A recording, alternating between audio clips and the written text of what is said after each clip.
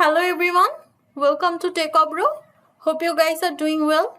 Today I am going to show you how to divide two numbers in Python.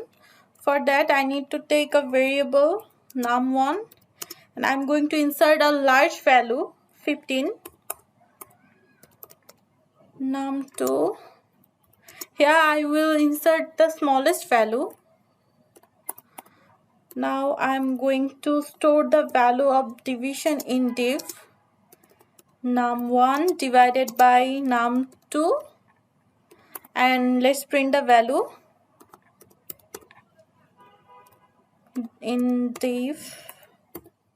Let's run it. So the value is 5.